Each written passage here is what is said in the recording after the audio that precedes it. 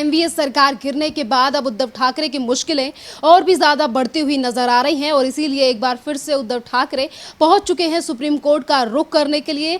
यहां पर supreme court की तरफ से 20 तारीख का समय दिया गया था सुनवाई करने के लिए उस याचिका पर, जिसमें उद्धव ठाकरे गुट की तरफ से कहा गया था कि 16 विधायकों को अयोग्य ठहराया जाए एकनाथ शिंदे के गुट में।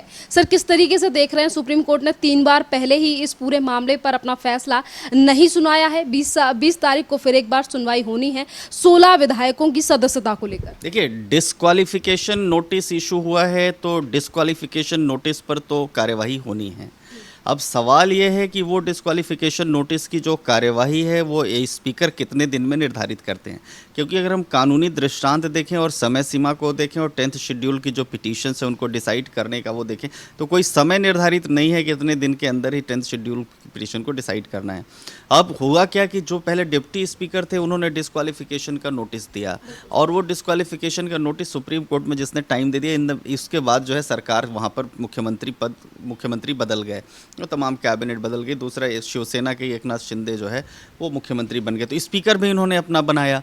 तो अब ये स्पीकर को डिसीजन लेना है कि डिस्क्वालिफिकेशन पिटीशन कितने दिन में डिसाइड होती है। बहरहाल सुप्रीम कोर्ट पहले भी समय समय पर कह चुका है, अगर आप याद करिए, कि हम हाउस का सम्मान करते हैं लेकिन हम ये भी चाहते हैं कि हाउस हमारा सम्मान करे, और उसमें यह भी है कि कितने दिन के अंदर डिसाइड करने के लिए। जस्टिस नारीमन की एक पिटीशन थी, जस्टिस नारीमन का एक ऑर्डर था जिसमें उन्होंने कहा था कि भाई इस तरह से डिस्क्वालिफिकेशन पिटीशंस को पेंडिंग रखे रहना ये संविधान की जो मूल भावना है उसके विपरीत है, लिहाजा ट्रिब्यूनल्स का गठन होना चाहिए जो खास तौर से एंटी डिफेक्शन लॉ की पिटीशंस हैं वो डिसाइड हो सकें समयबद्ध समय से।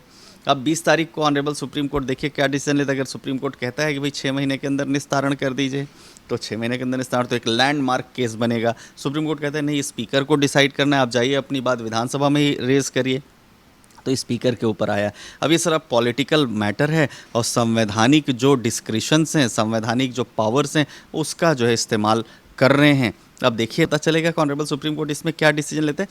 परंतु एक बात यह तय है कि संवैधानिक व्यवस्था होने के बाद भी कभी भी जब कभी ऐसी परिस्थितियां आती हैं तो जो सरकारें होती हैं वो सरकारें अपने अनुसार जो डिस्क्वालिफिकेशन की पिटीशंस होती हैं, एंटी डिफेक्शन के अंतर्गत जो पिटीशन होती हैं उस पर डिसीजन लेती हैं। सर, महाराष्ट्र में सरकार बन चुकी है और उद्धव ठाकरे की तरफ से ये याचिका जो डाली गई थी लगभग इसे 1 महीना होने वाला है। वहीं अगर हम उन स्पीकर की बात करें जिनके द्वारा ये व्हिप जारी किया गया था, अब वो भी स्पीकर नहीं है, तो क्या इस पर कार्रवाई हो सकती है? देखिए, कार्रवाई करने का अगर स्पीकर के पावर की बात करें तो कार्रवाई होगी।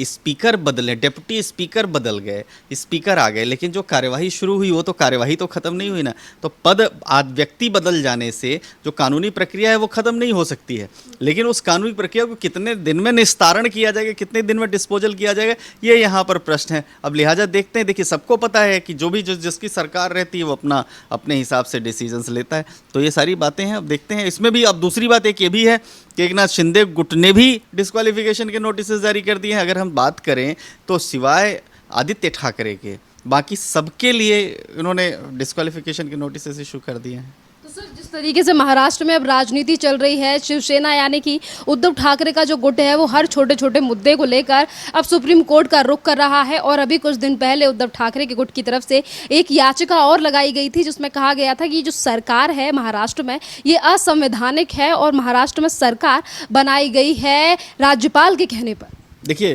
राज्यपाल जब कभी भी प्रदेश में कोई संकट आता है, प्रदेश में ऐसा होता है कि जो चुनी हुई सरकार है या इनकम्बेंट गवर्नमेंट है उसके पास मेजॉरिटी नहीं है, तो वहाँ की संवैधानिक संस्था का हेड होने के नाते ये राज्यपाल की जिम्मेदारी बनती है कि राज्यपाल ये इंश्योर करें कि जो इनकम्बेंट गवर्नमेंट है उसके पास मेजॉरिटी है कि नहीं है।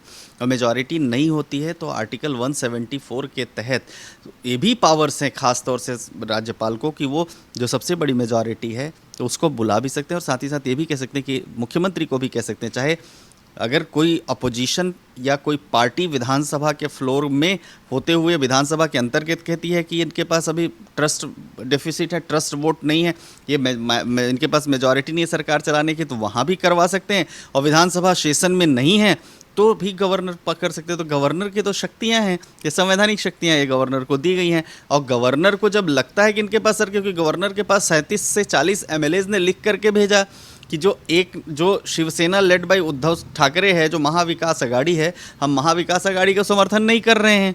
तो एकनाथ शिंदे गुट के पास 37 से ज़्यादा एमएलएज थे, तो अल्टीमेटली इसका मतलब महाविकास आघाड़ी के पास नंबर नहीं था, और जब नंबर नहीं था तो इसका मतलब सरकार अल्पमत में थी। अल्पमत थी तो गवर्नर वहाँ का संवैधानिक प्रमुख होने के नाते तो ड्यूटी बाउंड है वो डिसीजन लेने के लिए। सर, सुप्रीम कोर्ट की तरफ से भी इन्हीं चीज़ों का जिक्र किया गया था, जिन चीज़ों को अभी आपने बताया है कि जो भी डिसीजन लिया गया है वो संवैधानिक पद पर बैठे हैं और हम इंटरफेयर नहीं करेंगे, जो भी फैसला राज्यपाल ने दे दिया। पर उसके बावजूद भी उद्धव ठाकरे का जो गुट है वो कहीं ना कहीं राज्यपाल को लेकर हमेशा उंगली उठाता आया है। कभी कहा जाता है कि बीजेपी के साथ मिलकर काम कर रहे हैं, कभी कहते हैं कि एमवीए सरकार को राज्यपाल ने ही गिराया है। देखिए, कई बातें, कई तरह की चीज़ें होती हैं। राजनीति में सारी चीज़ें जायज़ हैं, राजनीति में कौन क्या कहता है, लेकिन ये भी बात है कि मध्य प्रदेश में शिवराज सिंह चौहान का केस देख लीजिए, आप महाराष्ट्र में आप इसके पहले 2019 में महाराष्ट्र में महाविकास आघाड़ी को देख लीजिए, आप कर्नाटक में येदियुरप्पा को देख लीजिए। तो इस तरह की चीज़ें तो चलती रहती हैं, ये राजनीति का पार्ट है। लेकिन रही बात कि संवैधानिक रूप से नहीं है या है, इसके लिए उन्होंने ऑलरेडी याचिका लगाई हुई है, माननीय सुप्रीम कोर्ट को तय करना है कि क्या सही है क्या गलत है। लेकिन एक बात तो आपको तय है कि जब आपके पास नंबर नहीं है, आपके विधायक आपके पास नहीं है, तो आपको ज़बरदस्ती पद पर आसीन होने का कोई अधिकार नहीं है।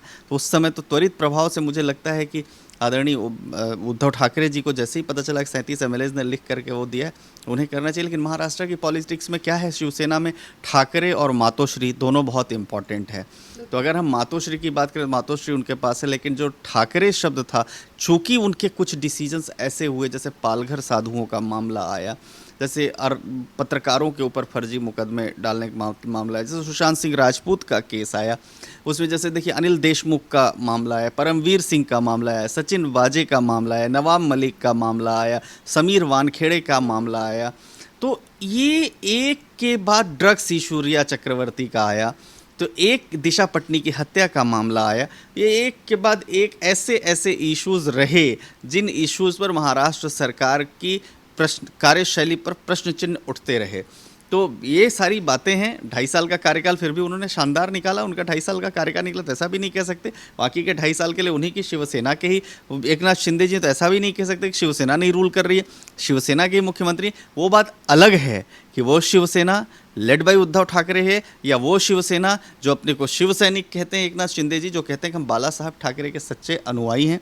तो अब वो देखना तय है। सदन के अंदर तो फिलहाल एकनाथ शिंदे गुट को मान्यता मिल ही गई है, अब सदन के बाहर अब इलेक्शन कमीशन तय करेगा कि धनुष बाण सिंबल किसके पास जाएगा। सर, अभी आपने धनुष बाण सिंबल की बात की, उसी को लेकर अब चीज़ें निकलकर सामने आ रही हैं। एक अगर हम कानूनी रूप से चीज़ देखें तो शिवसेना को लेकर एक तरफ उद्धव ठाकरे कह रहे हैं कि वो उनकी शिवसेना है, उद्धव ठाकरे कह रहे हैं कि वो हमारे पिताजी की शिवसेना थी तो वो हमारे पास की हमारी शिवसेना है। कानूनी तौर पर देखें तो किसकी है शिवसेना? देखिए, अगर दोनों एकनाथ शिंदे के साथ भी पूरा जन समर्थन है, उद्धव ठाकरे जी के पास निश्चित तौर पर, क्योंकि ठाकरे की विरासत उनके पास है, तो शिवसेना किसको जाएगी दो तरह से। सदन के अंदर तो स्पीकर मान्यता देते हैं, सदन के अंदर स्पीकर डिसाइड करते हैं कि किसके पास वो पार्टी रहेगी। 2/3 से ज़्यादा जो विधायक हैं वो एकनाथ शिंदे के साथ हैं, सदन के अंदर शिवसेना को उनको माने। सदन के बाहर इलेक्शन कमीशन डिसाइड करता है। इलेक्शन कमीशन तालुका प्रमुख, शाखा प्रमुख, प्रदेश प्रमुख, युवा शिवसेना, एमएलसीज, फॉर्मर एमएलसीज, पार्षद जो, और उसके अलावा member of parliament, Rajya Sabha MP, वो सब उसके आधार पर इलेक्शन कमीशन डिसाइड करता है। तो ये है। और दूसरी सबसे बड़ी बात है धनुष बाण। आप देखिए झारखंड मुक्ति मोर्चा का भी जो वो है सब उनका अपना सिंबल वो भी धनुष बाण है, इनका भी धनुष बाण पूरे देश में तो है नहीं क्योंकि ये क्षेत्रीय पार्टियां हैं। लेकिन सवाल यह है कि धनुष बाण जाने का मतलब अगर एकनाथ शिंदे के पास जाता है तो यह है कि ठाकरे शिवसेना और उनकी जो विरासत है वो उधर शिफ्ट हो जाएगी दूसरे शिव सैनिक के पास।